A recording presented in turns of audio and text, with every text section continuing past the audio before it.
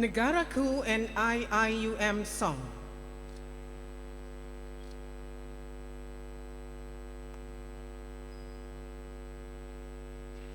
Rakyat biru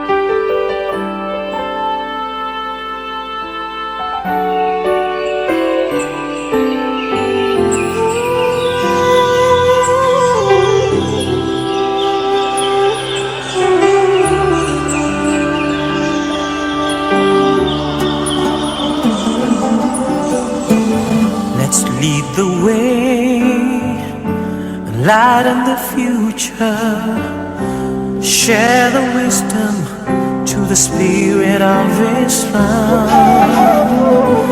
revelation and reason. We shall excel, we shall prevail, merging faith and knowledge. We, the Khalifa, we will fulfill the amanah. Together we make the world a better place forever. Expand the culture of equal IUM is to realize the meaning of Rahmat.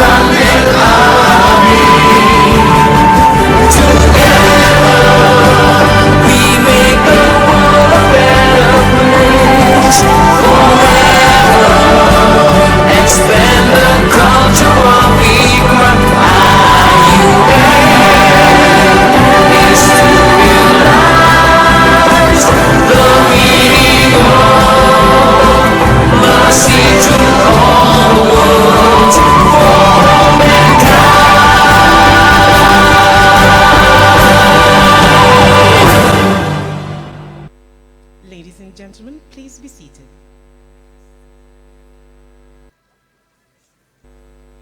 Bismillahirrahmanirrahim. Wassalatu wassalamu ala ashrafil anbiya'i wal mursalin Sayyidina Muhammadin wa ala alihi wa sahbihi ajma'in.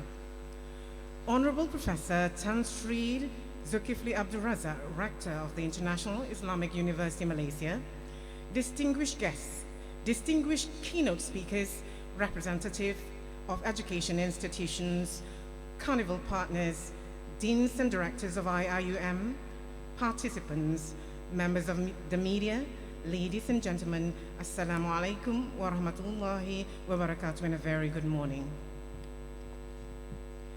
Ladies and gentlemen, welcome to the International University Carnival on e-learning IUCEL 2018.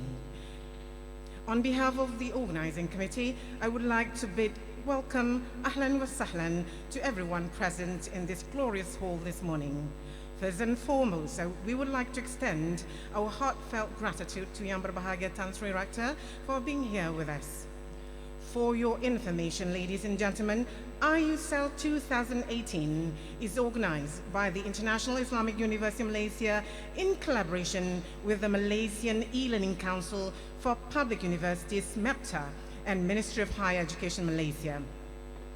IUCEL acts as a platform to promote, explore, and share best practices and global expertise in e-learning applications at higher learning institutions from around the world.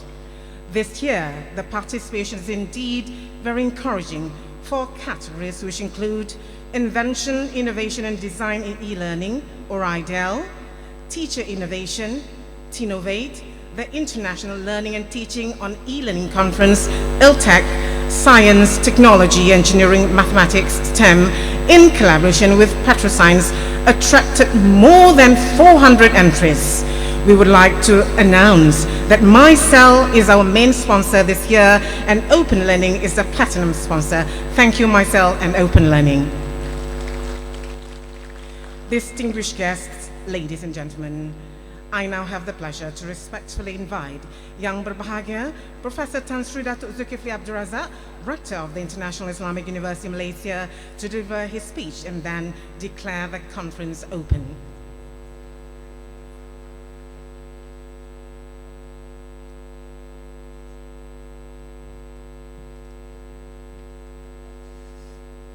Bismillahirrahmanirrahim. Assalamualaikum warahmatullahi wabarakatuh. Salam sejahtera dan selamat pagi, saudari penghormati majlis, tetamu-tetamu hadirin yang dihormati sekalian. Saya terlebih dahulu ingin mengucapkan ribuan terima kasih dan melafazkan syukur kepada Allah SWT kerana kita dapat berhimpun pada hari ini dalam satu majlis yang saya rasa bermakna bagi kita semua dalam membangunkan pendidikan secara elektronik dan sebagainya. Saya juga ingin berterima kasih kepada pihak penganjur yang telah memberi kepercayaan kepada Universiti Islam Antarabangsa menjalankan tugas dan amanah bagi menyebarluaskan maklumat-maklumat yang ada tentang apa yang perlu kita lakukan pada hari ini. Colleagues, ladies and gentlemen, Assalamualaikum warahmatullahi wabarakatuh. Let me first of all thank you for being here, and also thank you for coming in numbers, making this event a very fruitful and a very successful one. Indeed, the university is very honored to be given this privilege to host this very meaningful event, and I'm sure all of us are very much looking forward to what has been presented with all these vendors and exhibition around us, particularly people like me who is not very quote-unquote IT savvy. Is a lot more for me to learn. In any case, Alhamdulillah, I would like to congratulate the Center for Teaching and Learning, the CTL of IIUM, on successfully hosting this year's International University Carnival on e-learning, jointly with the Ministry of Education, IUCEL, and from the industry, partnered by PetroScience and Open Learning. I would like to thank all the staff of IIUM and the partners for putting long hours and commitment to make this program a successful one. I hope your continuous effort to organize such programs where new ideas and new knowledge are generated for the benefit of all of us. IIUM involvement in organizing this event represents our persistent attempt to keep pace with new developments in the field of teaching and learning globally in the age of technological change and innovation, which is also dubbed by some as the age of loneliness and unsustainability, including the use of technology per se. Despite the many contacts and the many connections we have, this age of loneliness is becoming real. The number of suicides, the number of depression, the number of people involved in the aggressions are on the increase. So we need to find a balance between these two. While we cannot deny that the modern technology has been evolving very fast and is persuasive in both our everyday and personal life, like all things that is modern in this world, there are downsides that sometimes are not well articulated, unintended or otherwise.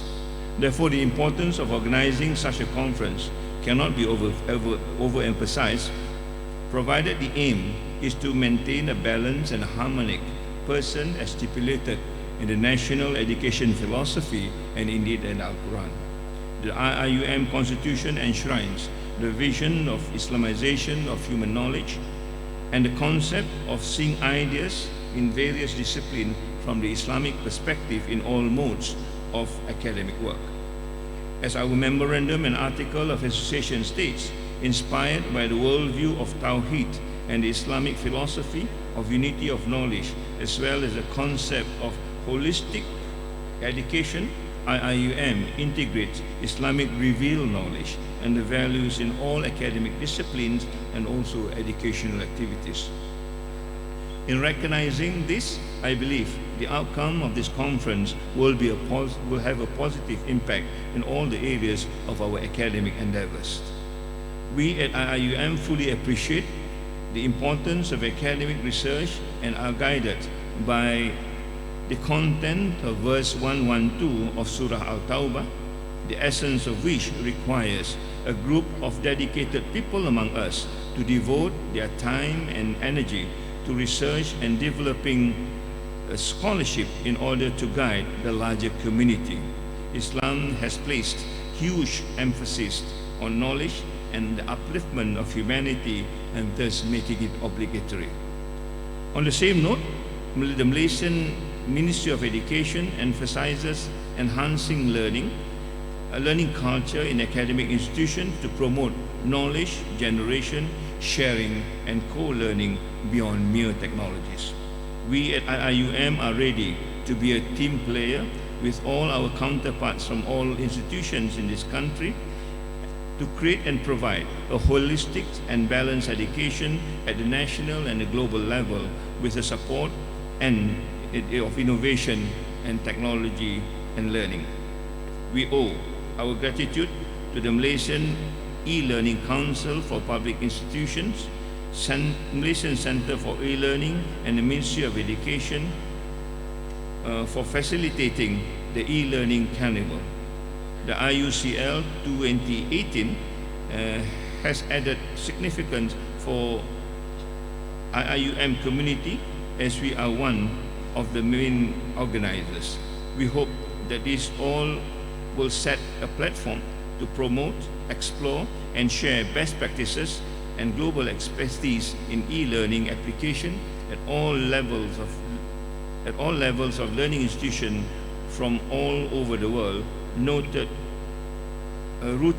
in the virtues that ensure knowledge remains relevant for a sustainable future.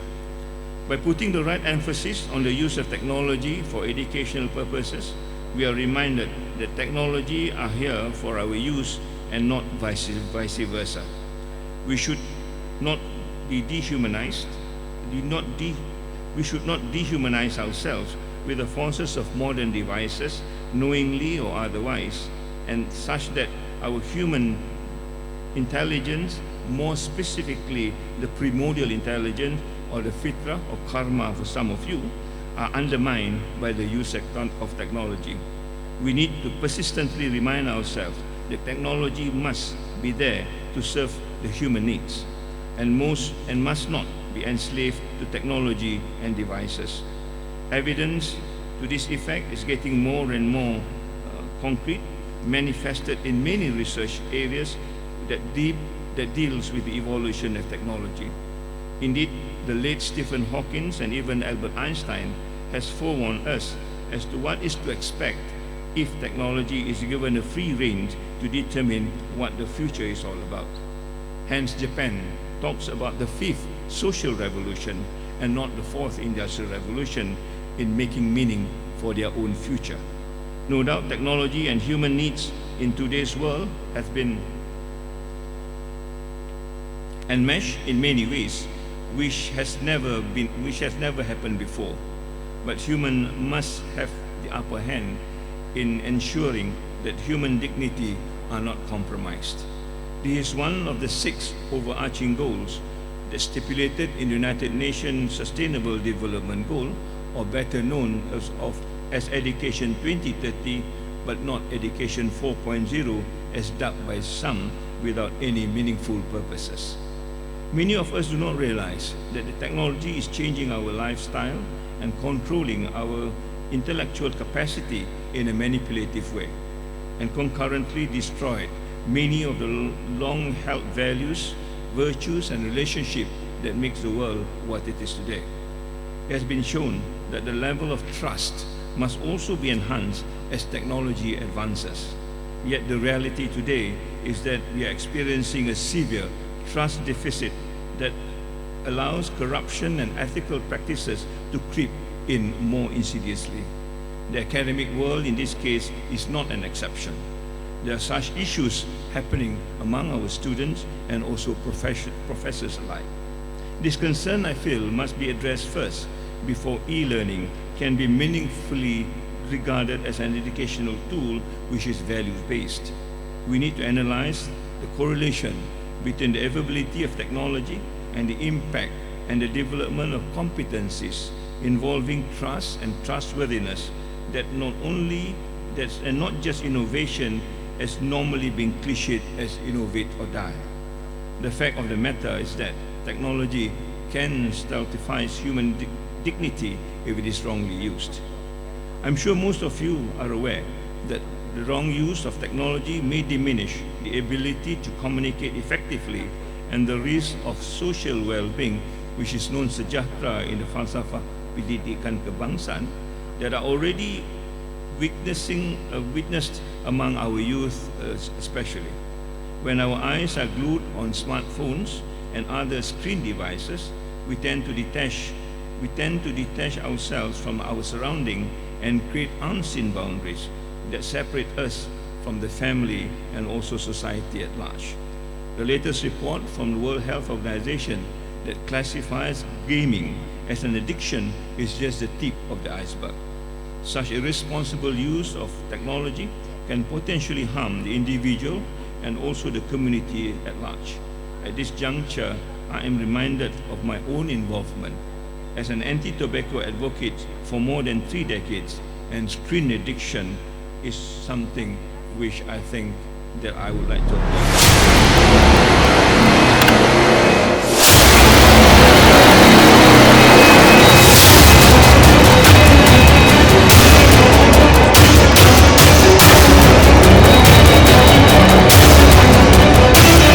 The tobacco company, for example, knows that tobacco is addictive 50 years ago, but continue to promote it, suppress those information so that people get hooked on tobacco and the sales goes up. And I'm not too sure whether these devices that we are using, do we know what's the end effect of this? Yeah, we may end up with a massive problem of addiction and a life-threatening diseases. Indeed, my conversation with my colleagues in the medical faculty and medical schools tells us the question of hearing impairment now is a big problem among youth. The numbers of people getting cancer, not only the normal cancers, but cancers that affect the brains, are also on the increase. These are something that we take for granted, but as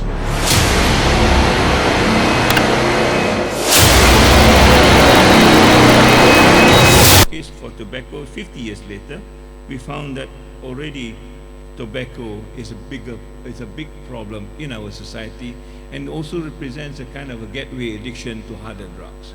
Now, we've been fighting this war for 50 years now. We are still not winning this war, and I hate to see another addiction that involves technology to be placed on top of this. I think we're going to have a very difficult time to make sure that all these issues will be resolved in no time. So what do we need? I think we need to learn from the tobacco experience that we need information first of all. And I'm not too sure how many of you know how to dispose your handphone to start with. Yeah? There's a very basic information that how do you dispose your handphone, just like how do you end up finish smoking? Do you throw the butts on the ground and just walk away? How do you end up with this kind of knowledge is something that I think we need to find out. Yeah? Do you know again what sort of toxic materials are there in your handphones? Just as much as do you know how many toxic materials are there in a cigarette? Right now there are 4,000 toxic materials in the cigarettes. We do not know. And therefore we consume this as though it's a safe product. So these are issues that I think we need to look at. And I would want to volunteer IIUM to do this educational process for all the students that we are facing in our university, so that at least they know what is this device is all about and be a little bit more informed in trying to use these devices. I'm not saying you need to discard it, but at least be informed and try not to actually overuse it when you don't have to. Yeah? In my first talk to the university, I make this analogy of a handphone to a toilet. Sorry about the analogy, but I think it conveys a message. Yeah? A toilet is important for us, it's indispensable, but we used it only when we want it. All right? So is a handphone. It's a supplement to our life. We use the handphones when we want to use them. But we don't live in a toilet as much as we live like a handphone. Some people cannot live without a handphone. Yeah? I was just talking about a research that was done. 10 countries, 2 countries are Malaysia and India, which is developing countries. One of the questions that was asked, how many of you, the respondent, cannot live without looking at your gadget even in a day? Global samples say 48%. But the Malaysian samples say 70%. The Indian samples say 68%. The Japanese is 20%, the Germans are 30%. Can you see the contrast? Developing countries like us live and be obsessive over the handphones, whereas developed countries like Japan and Germany can live without it. So these are issues that I think we need to start learning and making amends over it before we get into the bigger problems of what addiction is all about. Similarly, I think while innovating e-learning and promoting it in the use of academic activities, we must remember that if you are fully and obsessively dependent on these gadgets, I think real education and learning stops. And this is where I think we begin to create a menace over those gadgets as far as the individuals and the community is concerned. The choice of the motto for this particular event, I was told, is humanizing technology, and I think this is spot on. But the question is, how do we make it as such? I trust the outcome of this discussion will throw some lights on some of the issues of e-learning, and I don't think we only talk about e-learning as electronic learning, but I also want to interpret it as ethical learning. What is ethical in the learning as far as this technology is concerned, where trust and trustworthiness is a centerpiece of what learning is all about, to promote sustainable use of technology and for the benefit. On that note, I wish all participants a successful conference and welcome to our garden of knowledge and virtue. And in the name of Allah, the most compassionate and merciful, I officially declare the 2018 IUCL open. Thank you very much. Assalamualaikum warahmatullahi wabarakatuh. Honorable Chancellor, please remain on stage. Honorable Chancellor, please remain on stage. And now I would like to invite Professor Dr. Isaji Haji Sarudin, Chairman of IUCEL, Dr. Muhammad Shukri Nordin, Deputy Chairman of IUCEL, to come on stage to join Honorable Rector. Once again, on stage. Thank you.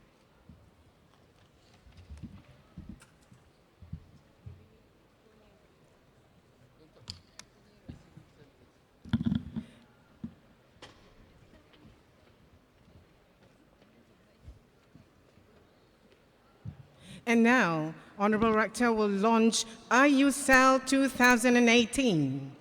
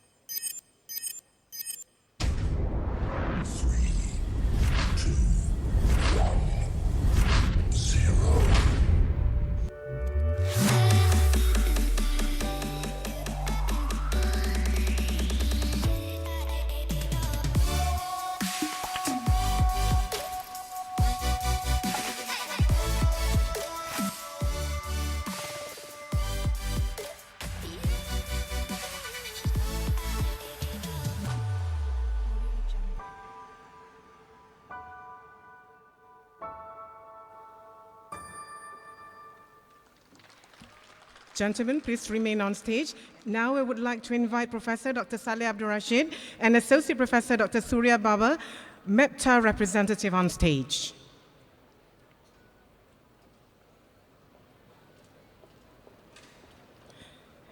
Now, Honorable Tan Sri will launch the Malaysian MOOC Quality Best Practices book published by MEPTA.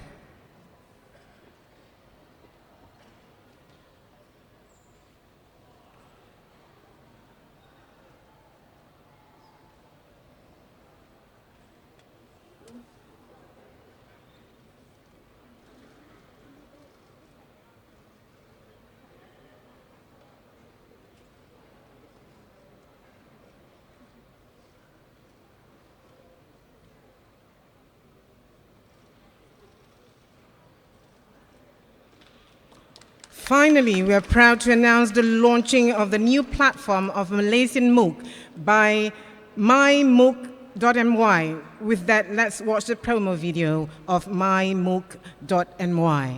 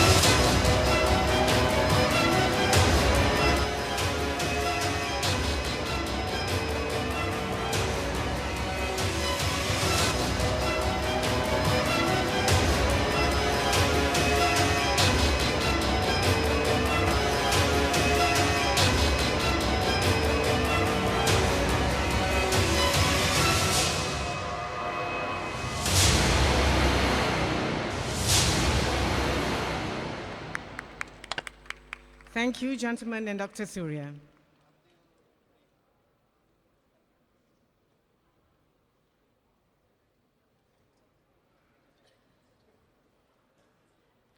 Ladies and gentlemen, I would like to call upon Ustaz Ramadan Subki from IIUM Mosque to recite the dua.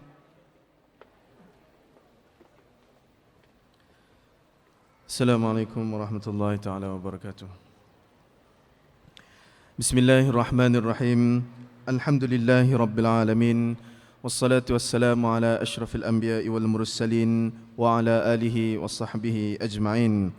اللهم إنا نسألك رضاك والجنة ونعوذ بك من سخطك والنار. اللهم إنك عفو كريم تحب العفو فاعف عنا وعن والدينا وعن جميع المسلمين والمسلمات والمؤمنين والمؤمنات الأحياء منهم والأموات برحمتك يا أرحم الراحمين. O Allah, we ask of you integrity and soundness in our religion, our life, our family and our possessions. O Allah, cover our shame, pacify our fears, guard us from what is in front of us and behind us, from what is on our right or on our left, over our head and under our feet. O Allah, make the beginning of this day good, the middle prosperous, and the end successful. We ask you to grant us the good in this world and the hereafter. O Allah, bless all of us today in this program, and bless our International Islamic University Malaysia. Let it be a great benefit and contribution to the whole world and the mankind. O Allah, fulfill us and shower your blessings and peace upon our Prophet Muhammad sallallahu alaihi wasallam and to his family and companions. ربنا آتنا في الدنيا حسنة وفي الآخرة حسنة وقنا عذاب النار. وصلى الله على سيدنا محمد وعلى آله وصحبه أجمعين. سبحان ربك رب العزة عما يصفون وسلام على المرسلين والحمد لله رب العالمين. تقبل الله منكم. Thank you, Ustaz. Ladies and gentlemen, we have come to the end of our opening ceremony. On behalf of the organizing committee, we would like to take this opportunity to express our gratitude to the Honorable Tan Sri and all our guests for being here with us. And now, Honorable Tan Sri, accompanied with the VVIPs, will visit the booths. With that, thank you. Assalamu alaikum wa rahmatullahi wa barakatuh.